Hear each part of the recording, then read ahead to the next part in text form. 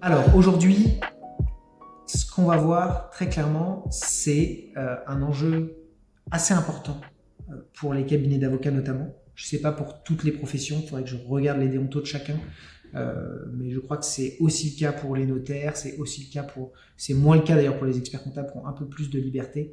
Je ne sais pas parce que je vois qu'il y a Romain Joseph du coup pour les commissaires de justice qu'il en est, mais le point d'aujourd'hui, il est double. C'est à la fois un volet très marketing, parce qu'on va construire des outils marketing, et le deuxième point, ça va être le développement d'une base de données clients. En gros, à la différence de ce qu'on peut voir dans les startups, de ce qu'on peut voir dans certaines boîtes, la donnée client, la donnée prospect, pardon, chez les cabinets d'avocats et chez les professionnels réglementés, ne se gère pas de la même manière. Vous avez des règles qui sont beaucoup plus strictes. Je pense que ça a été pour éviter des abus et garder une forme de, je sais pas, de statut. Je sais pas exactement pourquoi ils ont protégé à ce point-là le volet gestion de base de données. Mais qu'est-ce que ça implique concrètement pour rester dans les faits? Un avocat ne peut pas scraper une base de données, ne peut pas envoyer des emails de prospection. Alors c'est de plus en plus réglementé aussi pour les boîtes traditionnelles, et c'est beaucoup plus réglementé pour vous. Et donc, pour autant, vous avez besoin d'une base de données de prospects, vous avez besoin d'une base de données de clients. Le premier niveau, c'est déjà d'avoir un endroit où stocker toutes ces données. On ne va pas voir ça dans ce webinaire. Hein. Globalement, c'est soit un outil de gestion.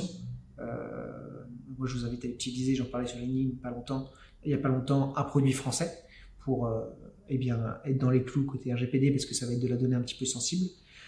Mais ça peut être tout à fait être un Google Sheet, un Excel, un endroit où en fait vous allez retrouver tous les noms de vos clients, tous les noms de vos prospects, toutes leurs données, adresse email, numéro de téléphone, comment ils vous ont découvert, pourquoi ils vous ont contacté, quelques éléments sur eux, quel est leur métier, quelle est leur boîte, etc.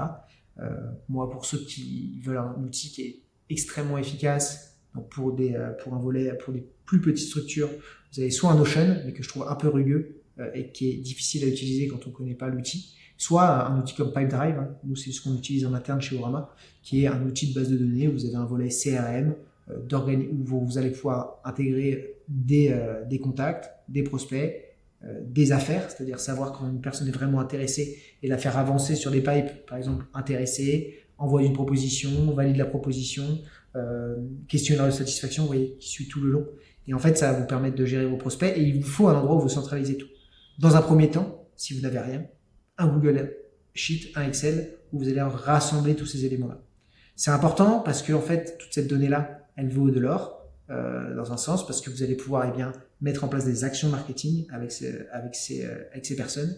Et concrètement, ça veut dire que tous les emails que vous avez de prospects, vous allez pouvoir leur envoyer des newsletters, vous allez pouvoir les appeler de temps en temps pour prendre des nouvelles, leur proposer des rendez-vous, etc., etc.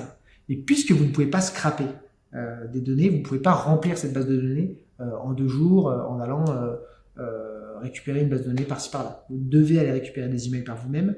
Et donc, pour ça, les gens ne vont pas donner leur email comme ça. Finalement, donner son email, que ce soit pro ou perso, c'est une forme d'engagement. C'est-à-dire qu'on vous offre un peu de confiance pour récupérer quelque chose. Et donc, pour gagner cette confiance, pour que les gens soient prêts à donner leurs emails, il faut que vous, en face, vous donniez quelque chose qui soit d'un niveau équivalent en termes de valeur. Quand vous êtes inscrit à ce webinaire, pour donner un exemple très précis, vous avez donné votre email. Vous avez accepté à Orama de donner votre email, votre numéro de téléphone pour participer et jouir de tous ces contenus qu'on est en train de produire avec vous et de participer à tous ces webinaires. Lorsque vous téléchargez un autre guide, c'est pareil. Lorsque vous demandez un audit stratégique, c'est pareil. Voilà, ça nous sert à quoi, nous? Ça nous sert à des choses très simples. C'est à savoir que des personnes sont intéressées par ce qu'on fait, et peut-être qu'ils ne seront pas clients, peut-être que vous allez nous dire non, moi je voulais juste le guide, je voulais juste participer au webinaire. Oui, je ne veux pas de site web, je ne veux pas d'accompagnement SEO, je ne veux pas mettre en place de Google Ads ou quoi que ce soit. Mais demain, dans 1 an, de temps en temps, on vous renverra un petit mot en disant voilà, qu'est-ce qu'il en est aujourd'hui, est-ce que le projet a avancé? Et on arrivera au bon moment et vous direz oui, ça y est, en fait, je suis prêt. J'ai regardé tous les webinaires, tous les contenus, je me lance mon cabinet ou je veux refondre le site de mon cabinet, je suis d'accord avec toi. Et en fait, cette base de données, il va falloir la faire vivre, il va falloir la nourrir. Et ce qui est génial quand on a une profession réglementée, c'est qu'en fait, on a des choses excellentes à partager. Des articles, des newsletters sur des sujets juridiques de niche précis, vous êtes toujours au courant des dernières veilles, etc., etc. Et donc, si vous êtes par exemple avocat, fiscaliste à Paris et que, eh bien, vous avez une base de données où vous allez retrouver plein de clients, des belles boîtes, des fondateurs, des gens fortunés, des frontaliers, peu importe, et que dans cette base de données, vous allez pouvoir mettre en place des choses. Je sais pas, par exemple, vous avez 2000 personnes dans votre base de données, dedans il y a 200 frontaliers, vous avez vu qu'il y avait un arrêt qui vient de sortir sur le sujet, boum, allez, on va leur envoyer en disant attention, si vous êtes frontalier, en ce moment il y a une nouvelle norme qui vient de tomber, il faut que vous fassiez ça et vous mettiez ça en place, ou vous soyez vigilant sur ce volet-là, on peut en discuter si ça vous intéresse, et voici un article sur le sujet. Enfin, moi je suis désolé, mais j'ai jamais eu un avocat qui m'a fait ça. Et en fait, en termes de valeur que vous envoyez à vos clients et à vos prospects, c'est génial, il va se dire, ah putain, mais c'est la première fois qu'un avocat me pousse comme ça de la donnée intéressante.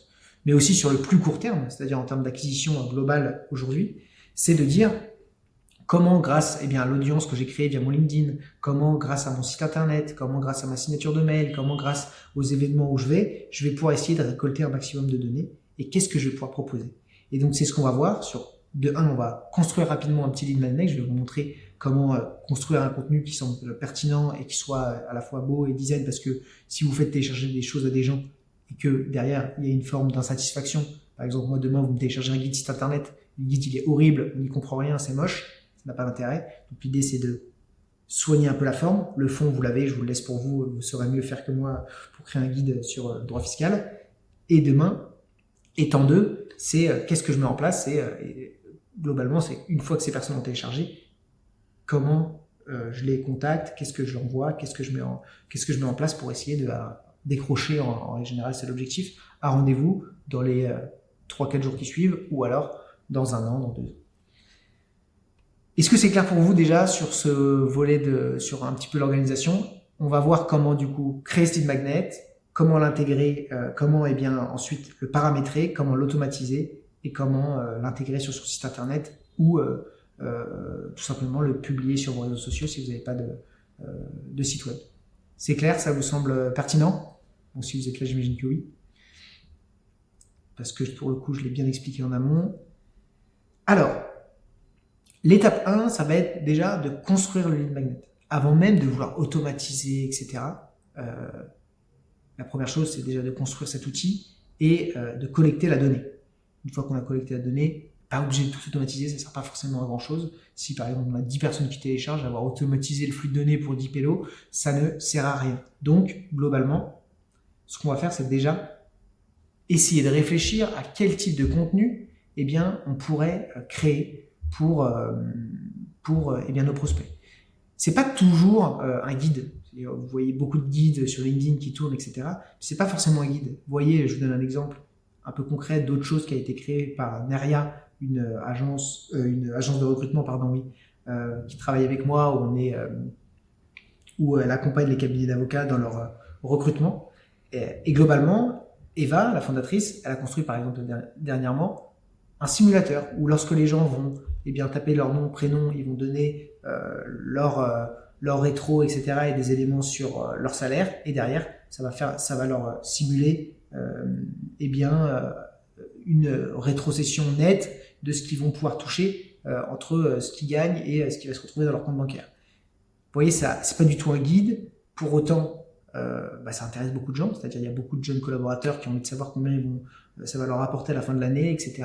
Comprendre leurs charges, globalement, vous voyez un peu l'idée. Et donc, de votre côté, il faut avoir un peu cette dynamique-là, de se dire qu'est-ce qui va intéresser mes clients. Je vous donne un exemple tout bête. Si vous êtes avocat fiscaliste, ce serait de créer un simulateur de rémunération entre une SAS et une holding, avec pourquoi pas des champs sur lesquels vous pouvez mettre, je sais pas moi, je veux me verser, mon objectif c'est, en termes de chiffre d'affaires, je vais faire environ 150 000 euros, je vais avoir 20 000 euros de charge, qu'est-ce que je dois faire pour atteindre, je sais pas moi, 70 000 euros dans mon compte en banque. Et donc il va falloir, vous allez pouvoir, grâce à votre simulateur par exemple, vous versez X pourcentage via des dividendes et X pourcentage via, je sais pas moi, un salaire. Ou alors un comparatif EURL, SAS, etc., etc. Ça peut être des trucs assez simples comme ce dernier, ou des trucs un peu plus de niche. Aujourd'hui, ce qui est bien, c'est qu'on a accès à des outils d'intelligence artificielle qui nous permettent de construire ces outils. C'est-à-dire que vous demandez à ChatGPT aujourd'hui de vous créer et de vous coder ce petit volet à l'intégrer sur votre site internet. Il est capable de le faire. Ça prend un peu de temps, c'est un peu chiant à faire, mais une fois que vous avez réussi, vous êtes bien content. Donc, c'est de réfléchir pas forcément en matière de guide, c'est-à-dire le guide de la levée de fonds. J'en ai vu 1 milliard sur LinkedIn, ça a été vu et revu. Ça peut toujours fonctionner, si c'est toujours bien marketé, bien emballé, mais globalement, l'idée c'est de réfléchir à quelque chose qui est assez smart, qui vous prend le moins de temps possible, parce que en réalité vous n'êtes pas payé à faire ce guide, hein. Globalement ça va être du temps, c'est un investissement, et donc il faut que vous vous assuriez, et c'est le plus important, que ça va intéresser les gens. Et c'est exactement la même dynamique que les articles. C'est-à-dire que lorsqu'on a fait une recherche de mots-clés, eh bien on a vérifié en amont qu'il y avait de la recherche, et donc que ça valait le coup d'écrire cet article. Et bien sur les guides et sur les lead magnets, c'est exactement la même chose. Il faut d'abord poser la question à vos prospects ou alors suivre une intuition forte. Moi, ce que je vous conseille de faire, hein, je trouve que ça marche très bien, c'est de faire un petit sondage. Voilà, j'ai envie de construire du contenu pour mon audience qui sont les frontaliers. Voilà 3 propositions d'outils ou de guides ou de choses que je pourrais construire pour vous. Est-ce que ça vous intéresse ? Et les gens vont voter, vous voyez, directement sur LinkedIn, ça crée de l'interaction, ça vous permet vous de valider une croyance que vous pensez avoir sur un sujet, et derrière, c'est génial. Et vous pouvez faire ça pour des articles, pour des, pas forcément que pour des guides ou des lead magnets. Une fois que vous avez trouvé le thème, vous voyez, il va falloir le construire. Donc là, on va partir du principe qu'on va construire un guide sur un sujet donné. Moi, ce que je vous invite à faire, et je ne vais pas tout construire devant vous, parce que un guide, ça prend quand même bien une demi-journée, je pense, à être construit. Vous pouvez utiliser des outils d'intelligence artificielle comme ChatGPT. Ne pas hésiter à capitaliser là-dessus. Globalement, je pourrais lui dire, je veux construire un guide sur les avantages et inconvénients entre SAS, et on va mettre SASU et URL pour une holding à destination des entrepreneurs dans la tech. Je trouve ça sympa de positionner votre guide parce que ce sujet a été vu et revu, mais ça a été rarement vu et revu pour une cible bien précise. Sachant que vous pourrez très bien le décliner sur d'autres secteurs. Par exemple, nous, lorsqu'on construit un guide sur les cabinets d'avocats, ensuite, quand je vous parle de site internet, globalement, pour les experts comptables, il y a des petites différences, mais c'est globalement la même chose. Et donc, un guide pour les avocats, ça me prend très peu de temps de le décliner pour les notaires, experts comptables, gestionnaires de patrimoine. Il y a quelques différences assez importantes en fonction de la cible, mais globalement, on est quand même sur la même dynamique. Et donc, le fond va rester plus ou moins, va un peu bouger, la forme va rester plus ou moins la même, et ça vous permet d'avoir des choses beaucoup plus positionnées. Ici, dans la tech, je n'ai pas vu beaucoup.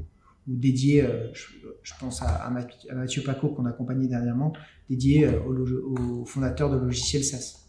Lui, ça pourrait être un super article pour lui. Enfin, un super guide. Logiciel SaaS, tac. Là, bien entendu, mon prompt est tout pourri. Il faut que vous lui donniez beaucoup plus de contenu. Donc n'hésitez pas à dire voilà, je veux que ce soit quali, que ce soit des conseils très concrets, je veux que ça permette de pouvoir se projeter, que ce soit très pédagogique, surtout très pédagogique, expliquer à ChatGPT ce genre de volet, parce qu'il va avoir tendance à être un peu technique, même lui, et donc il faut que ce soit très bien expliqué, etc. Demandez-lui, un peu comme les articles, avant de lui demander d'écrire tous les éléments, c'est fais-moi un plan pour le guide, et ensuite vous pouvez lui demander d'écrire le volet contenu, et bien entendu vous allez modifier, améliorer les choses pour ajouter votre patte, ajouter votre sauce. Une fois qu'on a le contenu, vous voyez, donc là on va avoir le plan, puis ensuite on va pouvoir lui demander de réaliser le reste. On va dire allez, rédige-moi la partie 1. On va pouvoir l'intégrer dans un design. Donc moi ce que je vous invite à faire, c'est aller sur Canva, vous allez on va recommencer à la base pour que vous ayez vraiment tout. Dans l'accueil, moi ce que je vous conseille de faire, c'est d'aller dans le volet présentation. En fait, aujourd'hui, la plupart des gens ne vont pas lire un format A4. Ça n'a pas d'intérêt de construire sur un ordinateur. Si ça va être lu si vous comptez l'imprimer, pourquoi pas un format A4, mais globalement, vous n'allez pas trop l'imprimer parce que vous allez dans des salons de manière très régulière. Et puis ça s'imprime très bien aussi en 16/9 comme ici. Donc, volet présentation, un peu comme une présentation PowerPoint, parce que ce sera beaucoup plus lisible pour vos futurs prospects. Et donc ici, vous avez lorsque vous allez dans Canva, toujours des propositions de design qui sont déjà préconstruites, vous voyez, présentation, etc., où vous allez pouvoir simplement intégrer votre marque. Alors méfiez-vous, si vous n'avez pas de compte pro ici, quand il y a une petite couronne comme ça, c'est-à-dire que c'est payant, donc esquivez le volet payant si vous ne payez pas Canva Pro. Si vous payez Canva Pro parce que vous utilisez tous les jours, tant mieux. Et vous voyez, vous avez pas mal de petites présentations un peu toutes faites. Moi, à votre place, je prendrais des choses relativement simples. Le guide de la levée de fonds. Tac, bon, c'est pas très joli, mais vous voyez un peu l'idée. Tac, cabinet X pour les startups. Tac. Et ensuite, je vais enlever ça qui me gêne. Tac. Ici, pareil, vous voyez, il y a un petit plus. Vous allez pouvoir ajouter une page et toujours en design. Et ce qui est bien avec Canva, c'est que vous avez déjà d'autres pages un petit peu préconstruites où vous allez avoir plus qu'à modifier le contenu. Alors là, il est un peu chiant ce design en l'occurrence parce qu'il n'y a pas non plus. Oui, il y a 11 pages. On peut d'ailleurs appliquer. Je crois qu'on peut directement sortir toutes les pages directement. Mais vous pouvez très bien ici aller piocher dans d'autres présentations. Et globalement, vous avez le petit sommaire, donc ça peut être comparatif. Ensuite, les avantages SASU, focus SASU par exemple. Tac, focus URL. Avantages, inconvénients, etc., etc. Là, pareil, les photos, c'est super simple à changer. Vous allez dans Importer, vous allez pouvoir piocher dans vos photos ou directement importer les photos et tac, vous allez l'intégrer à la place de l'image. Tac. Assurez-vous juste la base des bases dans un design, c'est surtout que ce soit très clair et que ce soit facile de lire. Donc, privilégier la lisibilité au design toujours, hein, mais que ce soit très clair. Je trouve que ce design n'est pas forcément le plus adapté. On va essayer d'en piocher un autre qui, moi, je préfère quand il n'y a pas trop de... Ouais, ça, c'est top, ça. Tac. Hop. Ouais, là, c'est hyper simple. Vous ne pouvez pas vous tromper, en fait. Là, vous changez juste les couleurs. Vous mettez les couleurs de votre cabinet. Par exemple, si vous êtes un peu dans cette dynamique, hop, hop. Et là, pareil, choisir entre holding SAS ou EURL. 3 petits points. Vous voyez la dynamique du cabinet ici, etc. Vous construisez toutes les pages, donc hop, ajoutez une nouvelle page, vous changez tout le contenu, bien entendu. Hein. Là, on fait très vite parce que on n'a qu'une heure. Petite équipe, mais n'hésitez pas dans votre petite magnette, ça c'est important, à vous présenter. Hein. Peut-être que votre guide, ça va être un PDF, hein, donc il va peut-être tourner. C'est-à-dire que moi, je sais que quand quelqu'un télécharge un de nos guides, il y a de fortes chances qu'il l'envoie à ses copains, etc. Et globalement, c'est bien que ce soit un peu brandé par rapport à votre marque, etc. Donc, pour éviter de vous faire tout pomper, mettez-leur un peu de travail à ceux qui vont voler du contenu et donc brandez un peu les choses, c'est-à-dire mettez votre logo, etc. Présentez-vous. C'est important, les gens ont téléchargé un truc gratuit, donc en l'occurrence, poussez le truc, bon, ça va de soi ce que je raconte. Et n'oubliez pas à la fin de mettre un élément où on peut prendre contact. Ça m'est arrivé de me rendre compte que des prospects à nous prennent rendez-vous à la fin de la lecture d'un guide. Donc c'est-à-dire qu'ils sont allés loin dans le tunnel, mais voilà, ça rapporte, il faut aller au bout des choses. Une fois que vous avez construit votre guide, que celui-ci est hyper quali, que ça donne envie de lire, que c'est sympa, qu'il est lisible, que si quelqu'un le contacte, que globalement si quelqu'un télécharge et qu'il le lit, parce que vous verrez que beaucoup de gens ne lisent pas les guides qui téléchargent, eh bien, il y a de fortes chances qu'ils prennent contact avec vous. Vous le téléchargez. Tac, téléchargement, vous avez un truc PDF standard. On va prendre, pour avoir quelque chose de léger, juste les 2 premières pages. Tac. Mais voilà, vous allez télécharger tout le document directement. Ce qui est bien avec Canva, c'est que tout ça, ça reste sur votre compte Canva. C'est-à-dire que demain, je vais sur mon compte Canva, je dis, tu me déclines ce guide et maintenant, je vais juste changer les mots. Je vais mettre, non pas pour les professionnels de la tech, mais plutôt pour, je sais pas moi, les agriculteurs. Et je décline mon guide en fonction de typologie de client. Toujours beaucoup plus pertinent en tout cas. Et en plus, ce qui est bien, c'est que demain, vous allez ajouter par exemple, je sais pas moi, tous les gars de la tech. Une fois que vous les avez téléchargés, vous leur envoyez le guide. Ça va être hyper pertinent, on va dire génial, un super guide dédié à mes problématiques. Une fois que vous avez bien pensé le truc, soit vous faites un autre guide sur un autre sujet, toujours pour les professionnels de la tech, et vous capitalisez sur votre audience, soit vous avez décidé d'ouvrir votre marché, et donc vous allez ouvrir votre audience avec un nouveau guide, par exemple les agriculteurs, et vous le déclinez, et en fait vous capitalisez en tout cas sur vos contenus. Ça c'est le top, ça vous évite de refaire 15 000 fois la même chose. Une fois que c'est fait, j'ai mon guide, il est dans mes téléchargements. Maintenant, il va falloir que les gens puissent le récupérer, ce guide. Donc comment je fais pour le proposer comme ça? Je ne vais pas l'envoyer par mail, parce que si je l'envoie par mail, en fait, c'est à des gens que j'ai déjà. Il faut que je puisse collecter la donnée. Et si vous avez bien suivi tous les webinaires depuis le début, il y a un outil qui est excellent pour faire des formulaires de contact, ça s'appelle Tally. Tally, ça vous permet de construire des petits formulaires et donc de collecter la donnée directement avec l'outil. Qu'est-ce que vous avez besoin, vous, de collecter? En RGPD, et je pense que les avocats en IP-IT ne me reprendront pas si je raconte ça, l'idée, c'est de ne prendre que la donnée qui est essentielle. Et globalement, donc, de poser le moins de questions possible.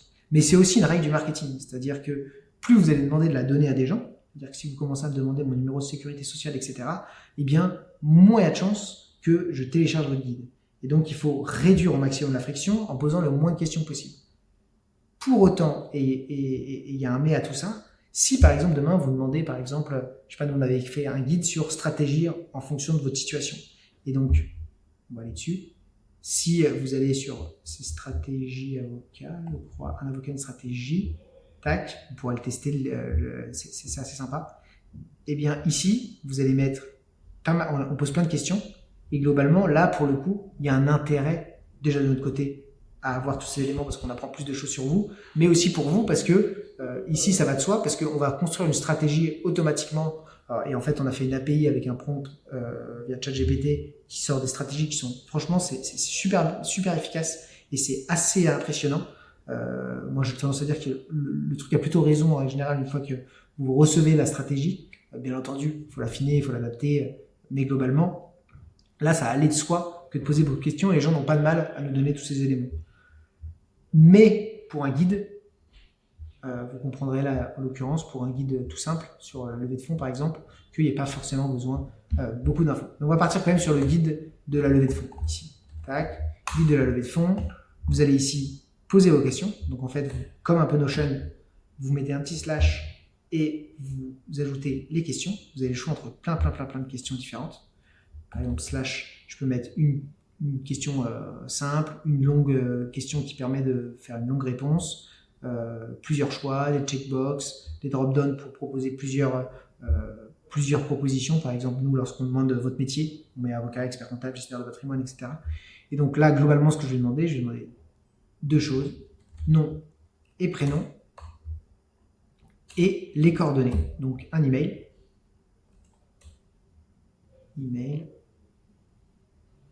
tac, et numéro de téléphone.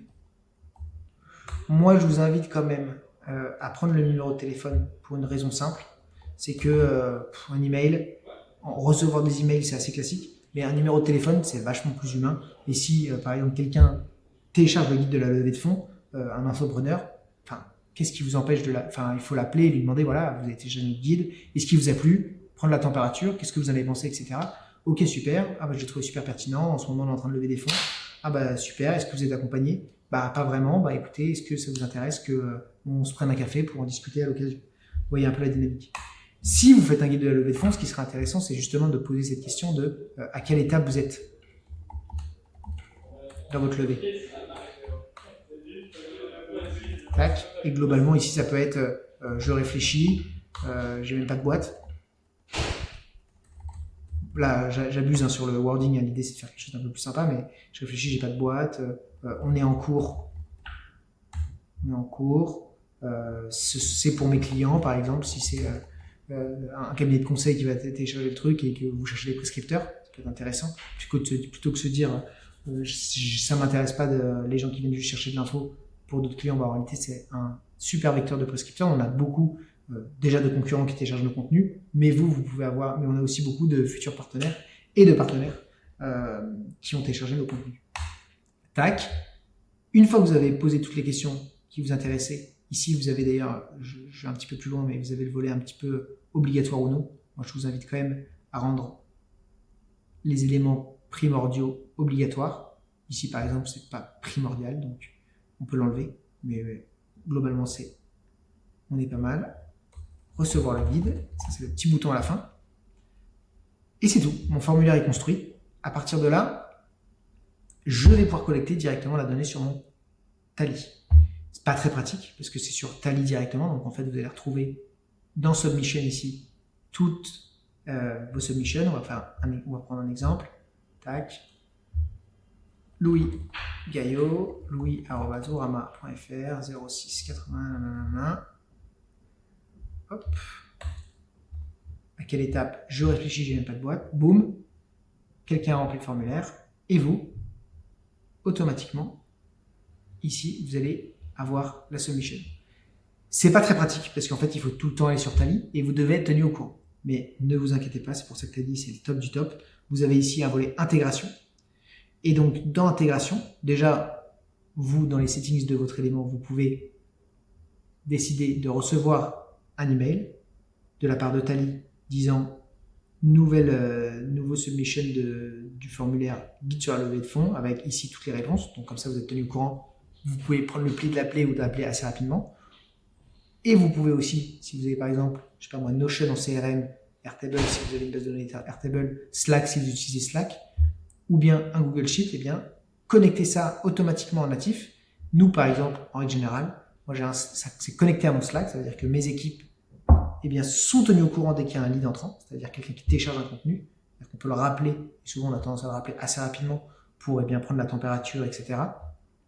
Ou, et chose qu'on fait souvent d'ailleurs aussi, créer un Google Sheet qui va être connecté avec votre compte Google. Vous allez voir, alors forcément, il va vous demander plein de choses pour valider la connexion. Et automatiquement, il va vous créer un Google Sheet ici, où vous allez retrouver toutes vos questions, toutes vos réponses ici. Et ce que vous pouvez faire avec ce Google Sheet, et c'est ça qui est bien, c'est de le connecter à un Google Sheet un peu type CRM. Et en fait, automatiquement, eh bien, vous allez avoir eh bien, des personnes. Vous pourriez très bien avoir une feuille sur votre Google Sheet CRM guide X, un guide levée de fonds. Et comme ça, toute la donnée retombe au même endroit. Et c'est à ça que ça sert, ces intégrations. C'est pour éviter des ressaisies de tous les côtés.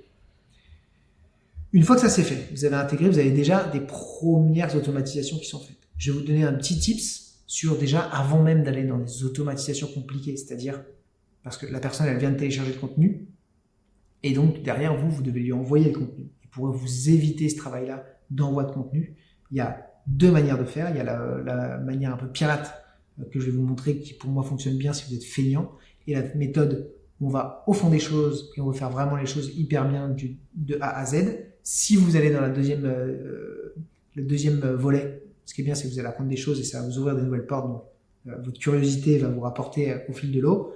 Mais si vous êtes feignant et qu'en fait, déjà, ça vous suffit et que c'était l'objectif déjà de simplement proposer un guide et que les gens puissent le récupérer, vous pouvez faire quelque chose qui est très très simple. C'est en fait, sur Tally, vous avez ce qu'on appelle une thank you page, ça veut dire une petite page de remerciement. Et donc, c'est une page sur laquelle les gens vont tomber pour avoir le guide. Et globalement, ce que vous pouvez faire, c'est lui dire merci pour votre téléchargement. Vous retrouverez le guide ici et de mettre le lien directement de votre PDF. Alors pour ça, il faut un lien de votre PDF. Je vais vous montrer comment on fait. C'est hyper simple. Si vous avez un Google Drive ou un SharePoint via Teams, eh bien vous pouvez générer des liens de votre document directement. Je vous montre. On va aller sur mon Drive.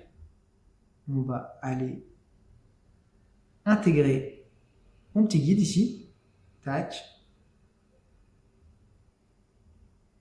On le retrouve là. Je vais cliquer droit. Je vais faire partager à tous les utilisateurs qui ont le lien en mode lecteur. Et ensuite, je vais copier le lien. Et comme ça, je vais le mettre ici. Et les gens qui vont cliquer là vont avoir un accès direct au lien. Donc en fait, vous n'avez même pas besoin d'automatiser. Vous avez été tenu au courant que le guide a été téléchargé. Et de deux, vous avez mis le lien de téléchargement à la fin. Donc les gens ont accès direct au guide qui vient de télécharger. Et je suis sûr et certain que parmi vous, il y en a qui ont déjà téléchargé des éléments sur des sites web et qui n'ont jamais reçu de guide. Ça arrive tout le temps, parce qu'en fait les gens, et c'est marrant parce que Louis Pinet, qui en a beaucoup parlé sur ses webinaires, eh bien, a proposé un guide il n'y a pas longtemps, et finalement il n'a jamais pris le temps de télécharger les trucs, et ça le fait pas, quoi. Ça veut dire que en fait vous faites pas pro, parce que les gens téléchargent, ils vous font confiance, ils vous filent leur email, leur numéro de téléphone, et vous leur mettez à l'envers parce que vous leur envoyez pas le truc. Bien entendu, il n'a pas voulu, hein, simplement qu'il n'a pas pris le temps, mais c'est dommage. Et donc vous publiez ici, et en gros maintenant, si je mets mon truc 06 80 00 à quelle étape on est en cours cette fois-ci, et là, boum, merci pour votre argent, vous trouvez le guide ici. Et si je clique, je tombe sur mon guide, que je peux télécharger, etc. Donc, beaucoup plus, c'est une méthode assez simple pour gagner du temps. Bien entendu, hein, j'ai fait un truc très moche ici, mais là vous pouvez le rendre beaucoup plus joli, hein, avec, vous pouvez mettre une image, vous pouvez mettre, je sais pas moi, un titre, merci, etc. Enfin, vous voyez, hein, l'idée c'est de faire un truc qui est un peu plus sympa que ça. Et déjà, vous avez fait quelque chose qui est pas mal. Deuxième temps maintenant, ça va être de le partager, ce volet-là, ce guide-là. Avant d'aller dans les automatisations, je vais vous parler du partage parce que c'est important, c'est le plus important d'ailleurs. C'est-à-dire que la diffusion de votre guide et le fait qu'il y ait des téléchargements, c'est ce qui a le plus de valeur, et donc ça sert à rien d'avoir écrit un guide, c'est pour avoir 3 pauvres téléchargements. Et donc, ce guide, vous allez devoir, tout d'abord, vous allez le teaser sur LinkedIn, sur vos réseaux sociaux, sur votre fiche Google My Business, sur votre site internet via une pop-up, enfin peu importe, vous pouvez faire plein de choses. En disant voilà, il va y avoir ce guide qui va tomber, est-ce que ça vous intéresse de l'avoir, commentez un petit truc si ça vous intéresse, commentez levée de fonds, il y en a plein qui font ça, pour le recevoir. Super, boum, vous avez les premières personnes à qui vous allez pouvoir envoyer directement ce lien-là. Ensuite, vous partagez le guide, vous faites un beau petit visuel. Vous pouvez par exemple prendre votre première page de guide et le partager sur votre LinkedIn, etc., etc. Enfin bref, il faut vraiment le diffuser à fond. Une fois que vous l'avez diffusé une première fois, vous le rediffusez dans 2 mois, vous le refusez dans 3 mois, vous faites la version 2 avec d'autres éléments, peut-être qu'on vous aura donné des retours, ou simplement vous allez avoir un petit peu redesigné le truc, et vous allez le repartager, et surtout vous allez piocher des parties de votre guide en disant comparatif SAS et URL, vous voyez, on l'avait mis dans le sommaire ici, voilà ce qu'on en pense. Si vous voulez aller beaucoup plus loin sur le sujet, vous avez le guide. Après, vous pouvez faire un post sur le focus SASU, après vous pouvez faire un post sur le focus URL, et toujours en disant, voilà, si vous voulez aller plus loin sur le sujet, voici un guide. Et donc, vos posts LinkedIn, vous aurez beaucoup plus de retours sur investissement sur ce que vous produisez, parce qu'en fait, vous allez savoir qui télécharge vos contenus, qui les regarde, qui s'intéresse finalement à ce que vous racontez depuis le début sur les réseaux sociaux. Et si vous voyez par exemple qu'il n'y a que des avocats qui téléchargent, ça veut dire que vous avez un problème d'audience. Si vous voyez qu'il y a plein de clients qui téléchargent, c'est que vous avez bien bossé, que vous avez bien regardé le webinaire sur LinkedIn d'il y a environ 3 semaines. Vous voyez l'idée. Donc, ici, on le partage à fond. Il y a plusieurs manières de le partager. Vous avez un petit volet partage ici. Vous avez un lien. Donc vous pourrez mettre directement ce lien sur LinkedIn. Bien entendu, avant que j'envoie, partagez ça. Comme ça, comme des bourrins. Ne le partagez pas en disant voici le nouveau guide, blablabla. Et derrière, ça va vous générer un lien. Mais ça va forcément faire un lien Talit qui est tout moche. Donc ne partagez pas ça. Vous enlevez ça. Vous copiez une image, vous mettez une belle image, enfin une image du guide, là j'ai mis une image au pif, et pour avoir quelque chose de beaucoup plus qualitatif, vous pouvez mettre par exemple la première image de votre guide. Je vous montre un petit outil que j'aime beaucoup pour faire des mock-ups, ça s'appelle Shots, et par exemple je l'utilise pour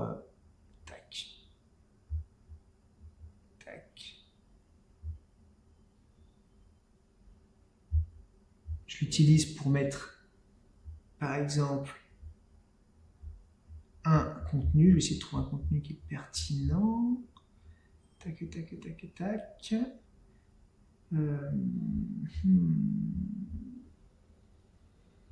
Bon, on s'en fout, allez hop. Tac, vous pouvez mettre par exemple la première image de votre guide, et ici, vous pouvez un peu le mettre, vous voyez, un peu plus sympa, etc. Vous pouvez faire des petits trucs, vous pouvez changer le fond de l'image, etc. Par exemple, ici, vous pouvez mettre des dégradés, ce genre de trucs. Donc l'idée, c'est d'avoir un truc qui soit hyper joli. Et ensuite, vous téléchargez, vous avez un visuel qui est beaucoup plus sympa.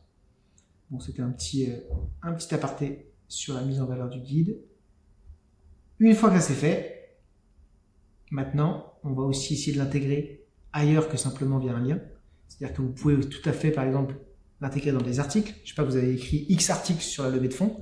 Eh bien, on va l'intégrer directement dans nos articles. Vous pouvez faire ça via la forme directement intégrée dans un article ici standard, directement via une pop-up, directement via en full page ici. Moi, ce que je vous invite à faire, c'est ici, vous avez un petit embed code. En gros, ça vous donne un petit aperçu de à quoi ça va ressembler. Ça va ressembler à ça. Vous copiez ici, petit code embed. Alors, ça devient un poil technique pour ceux qui n'ont pas l'habitude d'utiliser un blog, mais pour nos clients, ce sera du déjà vu dans un sens, parce que vous allez voir l'outil qu'on utilise et vous allez avoir l'habitude. Globalement, imaginons que j'écris un article de blog sur la levée de fonds, eh bien, je vais pouvoir aller l'intégrer directement slash. Donc, vous voyez là, c'est un article de blog. Je mets mon petit plus, j'ai un petit truc HTML embed, je copie-colle mon code et ça devrait fonctionner. Alors, attendez, j'ai pas pris mon code, pardon. Tac, get the code, je copie-colle cet élément-là, pardon, et je retourne sur mon petit Webflow. Si vous avez un WordPress, c'est la même chose, hein, c'est des codes HTML que vous pouvez intégrer directement dans vos articles de blog. Vous le collez, vous sauvegardez, et en fait, ça apparaîtra sur le volet publié. Alors, je n'ai pas envie de le publier parce que c'est un vrai article. Ici, il faudrait que je le mette sur un article qui n'a pas beaucoup d'importance. On va le mettre sur un podcast. Tac. Ici, par exemple, puis je l'enlèverai juste après. Je mets le petit embed. Hop, hop. On va regarder à quoi ça ressemble. Ici, ça se met comme ça. Mais si je mets copier, tac. Apply to primary local, tac. Ah, super, il s'est mis. Et vous allez retrouver à la fin de votre article, ici, mon petit formulaire. Globalement, là, je l'ai mis n'importe comment, hein, un article qui n'a aucun sens, mais globalement, l'objectif, c'est vous faites un article, par exemple, sur un sujet de la levée de fonds ou qui touche à la levée de fonds, pour donner le même exemple, et vous l'intégrez un petit peu au milieu en disant ne loupez pas notre guide. Et ça, ce qui est bien, c'est que ça va faire vivre vos articles, ça va permettre à vos articles d'avoir encore plus de valeur grâce à un lead magnet dédié. Bon, ça, je l'enlève du coup. Alors, vous ne m'envolez pas de le faire maintenant. Tac. Et donc, depuis votre LinkedIn, depuis vos réseaux sociaux, par mail, vous pouvez très bien aussi l'envoyer par mail, sur votre newsletter, etc. L'idée, c'est de l'envoyer un maximum. Et ce qui est pas mal aussi, c'est sur Tally, vous pouvez aussi l'intégrer sous la forme d'une petite pop-up qui va apparaître ici.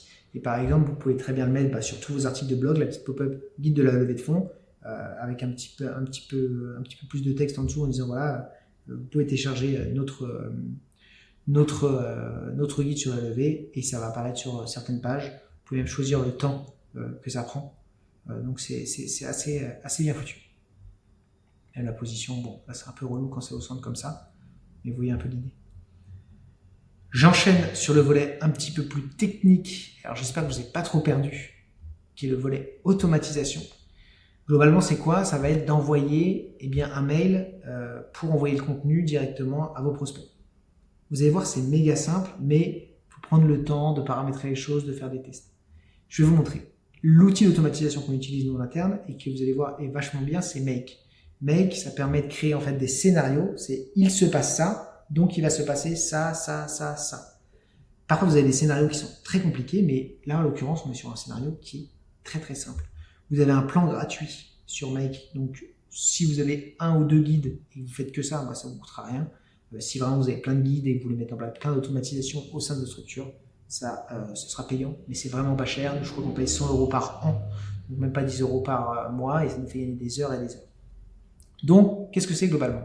Make, il est intégré à plein d'outils, et donc il fait le lien entre tous ces outils. Nous, on a utilisé Tally pour capter les réponses. Donc la première chose à faire, c'est de dire à Make, je veux que tu regardes les réponses qui ont été écrites sur le Tally levée de fonds. Donc je vais faire ça. Donc je vais cliquer sur Tally, je vais cliquer sur Add ici pour créer une connexion. Alors moi, je suis déjà connecté, mais il faudra que vous soyez connecté. Ce que je vous conseille de faire, c'est de bien vous assurer que votre compte sur Tally, que vos d'ailleurs comptes sur un peu tous vos outils, soient sur la même adresse mail, parce que ça va beaucoup aider la connexion entre chaque outil.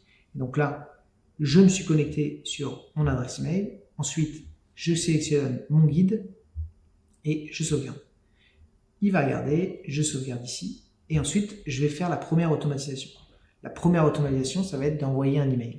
C'est-à-dire d'envoyer à la personne qui a téléchargé le guide l'email contenant le guide. Globalement là. Donc là, pareil, ça va me connecter à mon compte. Donc là, il va falloir que vous connectiez, vous, de votre côté, à votre outil, soit Gmail, soit Outlook.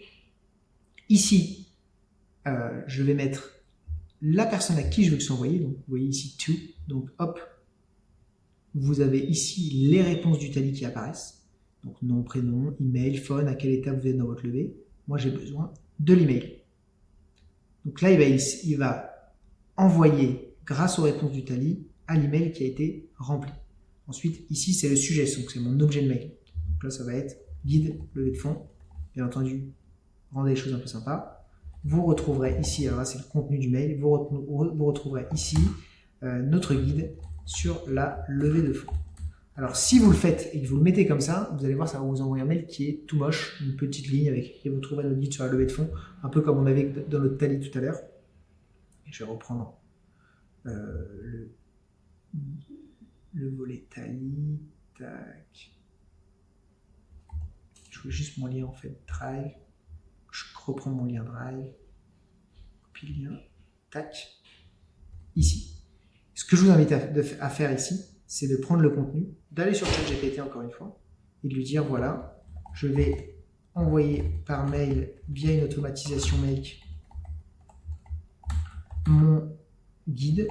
Peux-tu me construire en HTML? Pourquoi je dis en HTML? Parce que si vous regardez bien ici, il est écrit ici You can use HTML tags, et en fait ça va vous permettre d'avoir un mail beaucoup plus joli que ce qu'il aurait été si vous l'envoyez directement comme ça. Et donc je vais demander ici, en partageant ce lien, tac, prêt à construire un petit mail en HTML. Il suffira juste de copier-coller. Votre guide SASU, SURL, là il faut un truc un peu clean. En général c'est assez quali. Vous pouvez lui demander d'ailleurs, hein, fais-moi un truc hyper joli, hyper design, blablabla. Enfin, l'idée c'est de le guider. On laisse terminer. On copie et on intègre ça dans le contenu. Bien entendu, vous pouvez aussi laisser comme ça, hein, mais c'est beaucoup plus sympa d'avoir un truc un peu joli. Tac, on enchaîne. Ensuite, ma seconde automatisation. De mon côté, moi ce que j'aime bien faire, c'est de le connecter à mon outil de gestion. Donc si vous avez un outil de gestion, c'est encore mieux. Donc là déjà l'automatisation elle va bien fonctionner. C'est-à-dire que vous allez avoir une personne qui remplit le truc sur Tally et elle va recevoir un mail. Si je sauvegarde, l'automatisation elle fonctionne. Ah, je ne sais pas pourquoi. Il ne me l'a pas validé. Tac, on. Qu'est-ce qui manque? Ah bah mince, je n'avais pas sauvegardé, pardon. Je le refais en 2 secondes, ça vous permet de regarder mon email ici, objet de mail ici, et mon contenu ici. Je sauvegarde. Tac. Vous donnez... Ah merde, j'ai pas sauvegardé, pardon. Putain, quel con. Tac. Je recommence une dernière fois. Email ici, objet, contenu. J'arrive pas à descendre. Sauvegarder. Ici, je change mon objet mon nom de mon automatisation. On va appeler ça guide levée de fonds. Envoi d'email. Ça n'a pas d'importance, c'est juste pour vous y retrouver après sur votre make. Je sauvegarde et là, normalement, on est bon. Donc là, mon automatisation, elle va fonctionner. C'est-à-dire que je vais sur guide de la levée de fonds. Louis Gaillot, tac, louis@ourama.fr 06 80 00 50 89. Je réfléchis, j'ai même pas de boîte. Recevoir le guide, boum. Et si je vais dans le mail, je vais avoir, si tout fonctionne bien, c'est pas automatique. Enfin, c'est automatique, mais ça peut prendre un peu de temps parce qu'on vient de créer l'automatisation.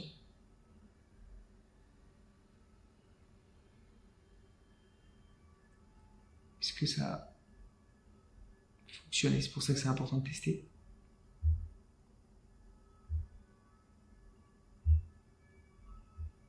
Process all data. Est-ce que je reçois mon petit mail? Qu'est-ce que je vous ai oublié pour que ça marche? Pour que ça marche pas comme ça. Est-ce que c'est le fait que je me suis envoyé à moi-même? On va refaire les étapes une par une. Tac, tac, tac. Guide de la levée de fonds. Puisque je n'avais pas sauvegardé, c'est possible que ça a bugué. Tac. Sauvegarder. Save change. On réessaye. Il y a une main levée. N'hésitez pas. Est-ce que tu as lancé l'automatisation? Je ne suis pas certain de l'avoir lancé. Tac. Mais là, je pense que c'est bon. C'est parce que j'étais pas allé au bout de mon processus et j'avais fait bugger tout à l'heure en cliquant. On va retester. Alors, vous pouvez tester directement et on va le faire mieux en cliquant ici. Là, il attend la donnée. Donc, on va recommencer. Louis Caillot, louis@ourama.fr. On est en cours. Boum. Là, il a bien reçu et il a envoyé l'email. Voilà, c'est bon. Effectivement, je l'ai bien reçu. Ici, je regarde mes emails. On a bien SASU URL pour votre holding SAS. Vous pouvez poser la question. Nanana, consulter le guide. Et si je clique ici, j'ai bien le guide. Voilà. Bon, désolé, ça, j'ai été un peu vite sur la fin. Et si je veux aller encore plus loin, c'est-à-dire que moi, super, j'ai envoyé le guide, j'ai envoyé un truc sympa, mais en fait, on avait déjà résolu le problème avec le volet ici de la page de fin. Bah, c'est de collecter cette donnée, d'aller beaucoup plus loin dans la collecte de la donnée. Donc ici, je clique sur Pipedrive parce que moi, je veux en fait que cette donnée, elle tombe dans mon outil de gestion. Et donc, globalement, je vais aller créer une personne, donc ça veut dire un nouveau contact sur Pipedrive pour vous expliquer. Ici, le nom de cette personne, bah, je l'ai collecté, j'ai le nom et prénom. Je vais pouvoir lui ajouter l'email ici. En value, je vais mettre l'email. Donc là, c'est vraiment si vous avez un outil de gestion et vous voulez aller beaucoup plus loin. Le numéro de téléphone. Je vais mettre dans les notes, parce qu'ici, alors moi j'ai plein de champs sur mon Pipedrive, mais vous en aurez moins si vous utilisez le même outil. On va mettre à quelle étape vous êtes dans votre levée. On est en cours. Tac. Pardon, je clique là-dessus. Et globalement, en gros, lorsqu'une personne va rentrer dans mon tally, il va recevoir un email et en plus de ça, ça va créer une personne sur mon outil de gestion. Et donc, ça me permet d'aller encore plus loin sur l'outil. Et vous pourriez aller plus loin, c'est-à-dire le mettre par exemple ensuite sur votre Brevo. C'est-à-dire, vous avez, je sais pas, un outil newsletter, et ben je veux que la personne qui remplisse mon tally, alors bien entendu, il faut l'indiquer hein, dans votre tally. C'est-à-dire, si vous vous inscrivez ici, vous serez inscrit également à notre newsletter où vous recevrez des conseils gratuits tous les jours, blablabla. Décochez cette case si vous voulez pas que ce soit le cas. Vous pouvez mettre des conditions ici en fonction des décisions qui sont réalisées. C'est-à-dire ici, par exemple, 2 chemins possibles avec en filtre le fait que, là en l'occurrence on l'a pas, mais par exemple il aurait pu y avoir une case ici exist or does not exist, et globalement derrière sur le volet si la personne a coché, bah, je vais sur mon Brevo, je vais créer un contact qui va être automatiquement inscrit à ma liste newsletter. Vous voyez par exemple email, tac. Une fois que vous avez la dynamique, vous allez voir c'est beaucoup plus simple et vous allez vraiment comprendre. L'idée c'est un peu de diguer hein, et vous découvrez des outils avec moi, mais le vrai travail est à faire après. Liste newsletter, et si par exemple la personne, eh bien, elle voulait pas s'inscrire, bah hop, il n'y a pas de deuxième chemin. Ou alors il peut se passer d'autres choses. Voilà concrètement comment ça fonctionne, les automatisations. Donc ça vous permet d'aller assez loin et gagner vachement de temps. Vous voyez par exemple, nous, dès qu'il se passe quelque chose sur notre Webflow, boum, il arrive dans un endroit où en fait il va être projeté en fonction du formulaire qui a été rempli, et bien sur des sujets particuliers. Alors, nous, on a un site qui est complexe, mais forcément on est créateur de site internet, donc ça aide. Mais vous, si vous pouvez vous éviter de certaines saisies de tous les jours, alors Ne vous dites pas, ah, il faut que j'ai toutes les automatisations une fois que mon site web est construit. C'est voyez si vous avez effectivement beaucoup de formulaires de contact ou beaucoup de gens qui s'inscrivent à votre newsletter ou beaucoup de gens qui téléchargent un guide. Et là, on met en place l'automatisation. Ça sert à rien d'aller automatiser si c'est 3 pauvres personnes qui téléchargent votre guide tous les 4 matins. Vous pouvez très bien prendre le pli, soit de faire la technique que je vous ai montrée avec le Tally et de faire de la ressaisie, parce qu'en fait, créer ces automatisations-là va vous faire pas gagner tant de temps que ça. Par contre, si c'est vraiment très récurrent et que ça vous arrive souvent, là c'est le top.